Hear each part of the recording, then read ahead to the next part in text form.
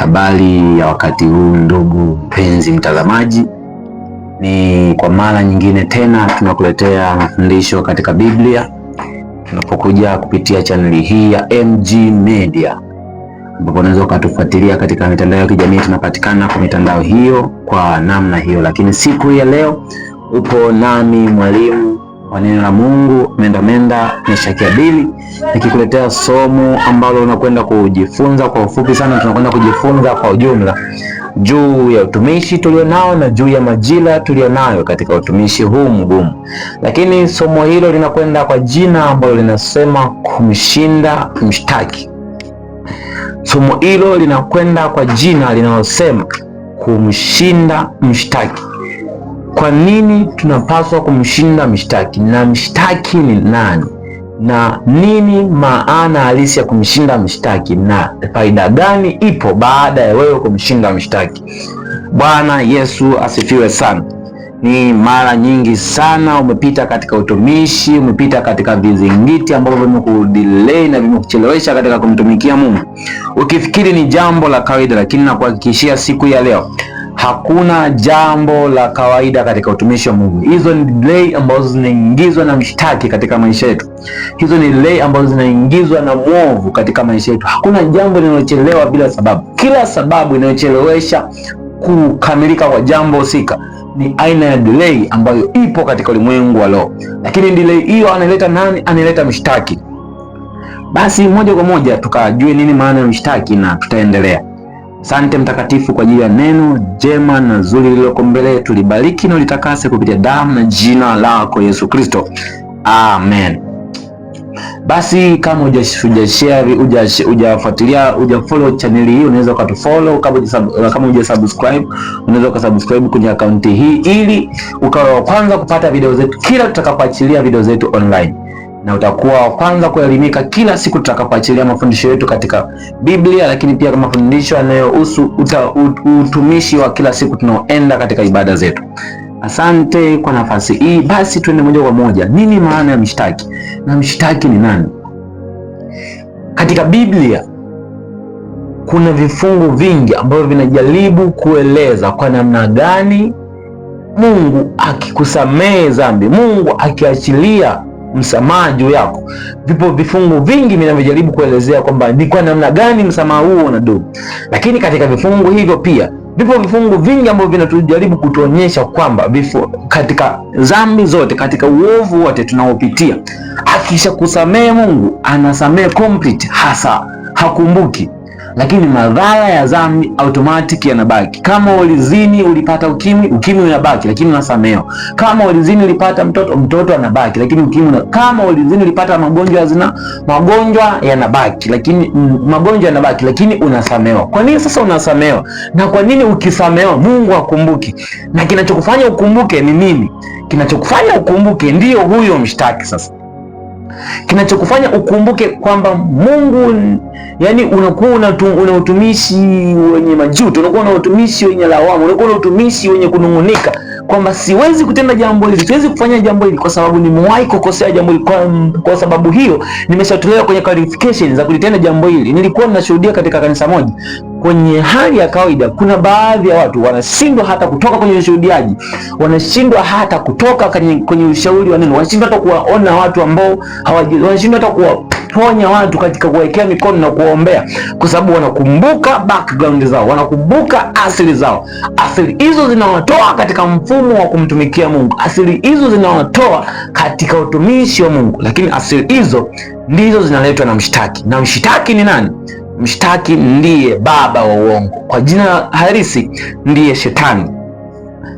Shetani ndiye mshtaki wetu siku zote za maisha. Popote utakapoenda, lolote utakalolifanya, chochote utakachokikumbuka ambacho kinakukumbusha background ambayo ulimkosea Mungu in fact, lakini umeshatubu na umeshasamehewa dhambi zako, umeshatubu na acha kabisa katika makundi hayo, umeshaachana na watu wa aina hiyo, umeshaachana na vitu vya aina, lakini kitu kinachokuzidi kukukumbusha, uzidi kulia, uzidi kuumia, uzidi kuwa na machozi, ushinde kumtumikia Mungu. Umtumikie Mungu kwa viwango vya chini, umtumikie Mungu kwa level ndogo, utamtumikia Mungu kwa vitu, kwa mipaka.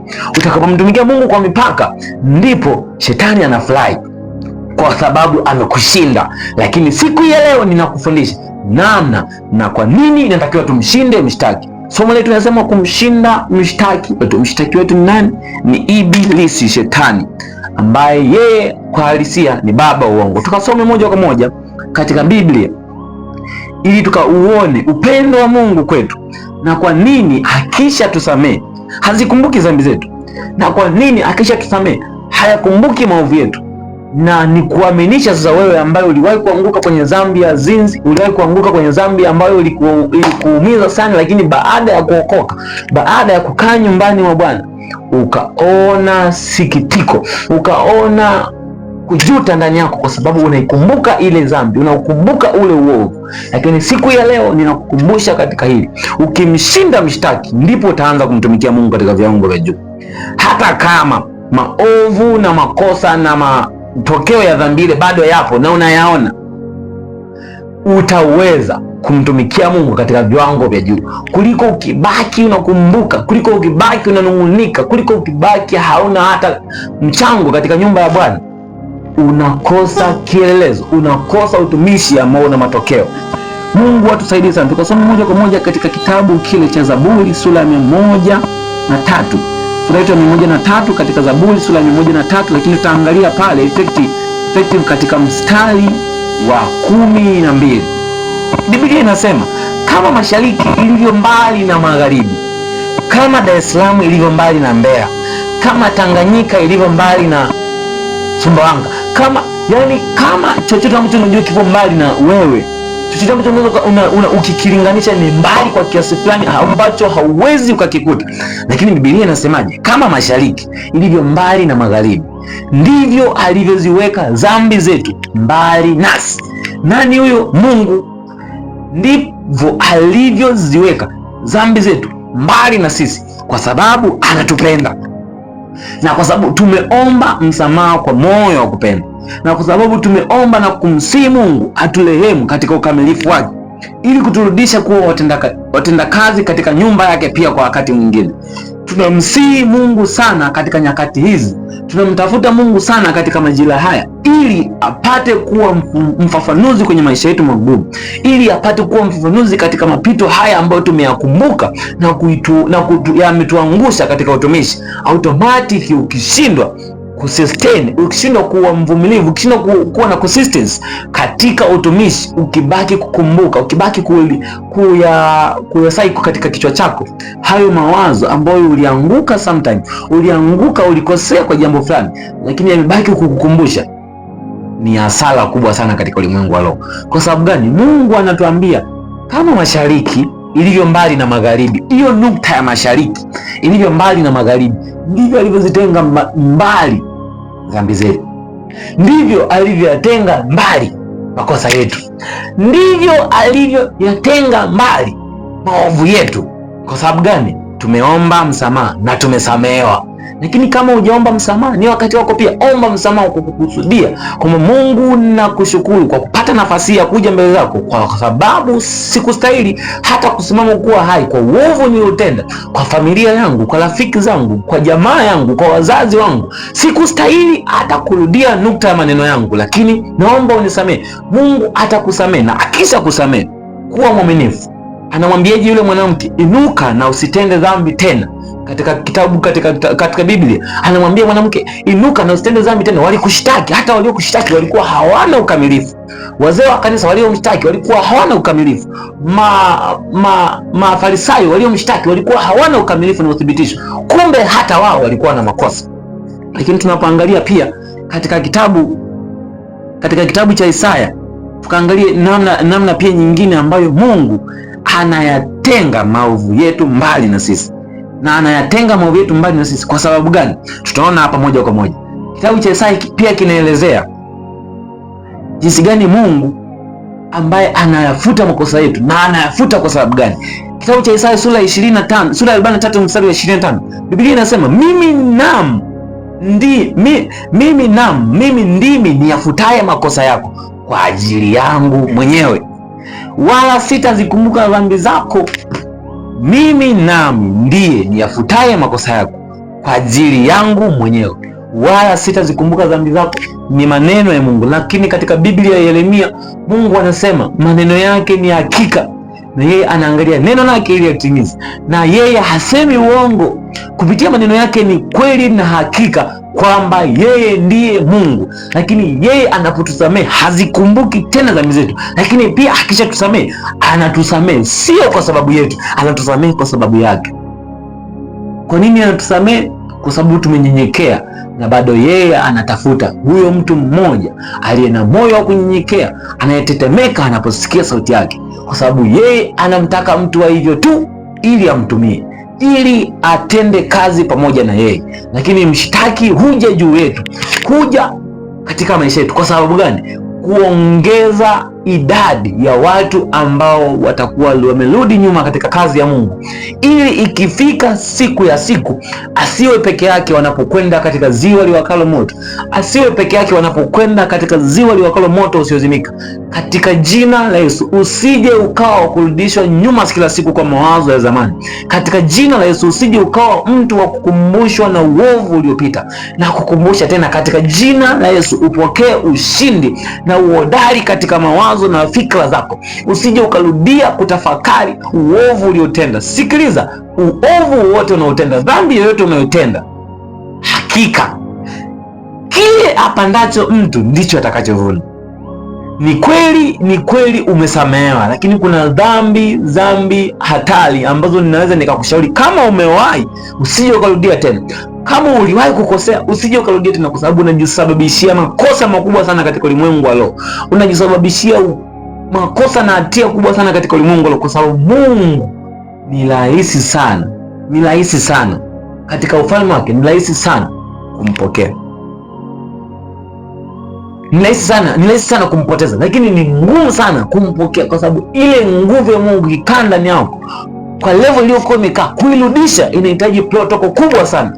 Mimi nilikuwa nimekukopea 5,000, halafu kwenye hiyo 5,000 ukaipoteza, inahitajika eti nikupe tena 5,000. Inahitajika uaminifu mkubwa sana, ni kuone umepanda viwango vingine, ili nikuamini nikurudishie nguvu yangu, ili nikuamini nikurudishie mamlaka uliyokuwa nao, ili nikuamini nikurudishie kibali. Watu wanapoteza vibali kwenye dhambi za kujirudia. Watu wanapoteza asili zao kubwa katika dhambi za kujirudia. Na kusi siku hii ya leo, Daudi alimkosea Mungu. Alipomkosea Mungu aliomba msamaha. Alipomkosea Mungu aliomba msamaha. Kosa lile la Daudi lilitosheleza kabisa kumpa ile adhabu aliyoipata kwa mtoto aliyezaliwa kwenye ile anasa, atakufa. Na kweli alikufa, hakuishi. Lakini pia kwa kosa lile alilofanya Daudi, yapo matokeo ambayo yanaendelea katika familia yake. Alikuwa amesamehewa, lakini kumbuka, alisamehewa na aliendelea na utumishi. Lakini kwa kosa lile alilofanya, aliendelea na utumishi, aliendelea na kumtumikia Mungu, lakini aliambiwa na Mungu, kwa kosa hili huyu mtoto aliyetokea kwenye dhambi hii ya uzinifu hataishi. Na kweli hakuishi mtoto yule. Lakini pia kwa kosa lile, ndugu wote, ukoo wote wa Daudi ukaanza kufuatiliwa na dhambi ile, ukaanza kufuatiliwa na roho ile. Unaona kwa sababu gani? Kwa sababu yale makosa hayasameheki. Yaani makosa yanasamehewa, lakini matokeo au athari baada ya ile dhambi hayasameheki. Ndiyo maana tenda utendavyo dhambi, lakini ukumbuke unajisababishia athari kubwa sana ambazo hazitosameheka. Dhambi utasamehewa. Tupo kwenye kipindi cha neema na watu wamecheza na neema, lakini katika hiyo hali ya kucheza na neema wamepitia katika hali ya ukame, wamepitia katika hali ya kumkosa Mungu, kwa sababu wamepoteza uwepo wa Mungu. Wamebaki wanahubiri, hawana uwepo wa Mungu. Wamebaki wanaimba, hawana uwepo wa Mungu. Wamebaki wanaushuhudia, lakini hawana uwepo wa Mungu. Uwepo wa Mungu wameupoteza wapi? Wameupoteza katika dhambi za kujirudia. Wameupoteza katika anafa zile ambazo wanazipitia kila siku, ambazo kila siku wanaaswa katika neno la Mungu na wanapokea kwa moyo wa kupenda, lakini hamna badiliko yoyote. Shetani anapokuja kama mshtaki kwenye maisha yetu, anakuja kutupoteza. Akishatupoteza ni furaha iliyoje sana kwake, kwa sababu akikupata wewe mmoja anafurahi sana, na anaongeza idadi ya wale ambao anakwenda kuingia nao katika ziwa liwakalo moto. Hajaridhika bado, anazunguka kama simba akimtafuta mtu ammeze. Kuwa makini ndugu yangu, kuwa makini rafiki yangu. Ulikuwa nami siku ya leo, Mwalimu Mendamenda Adili. Nikutakia saa mwema na siku njema, lakini tutakapokuja kwa wakati mwingine tutaendelea. Usiache kutufuatilia. Ni MG Media. Mungu akubariki sana, nikutakia saa mwema. Asante.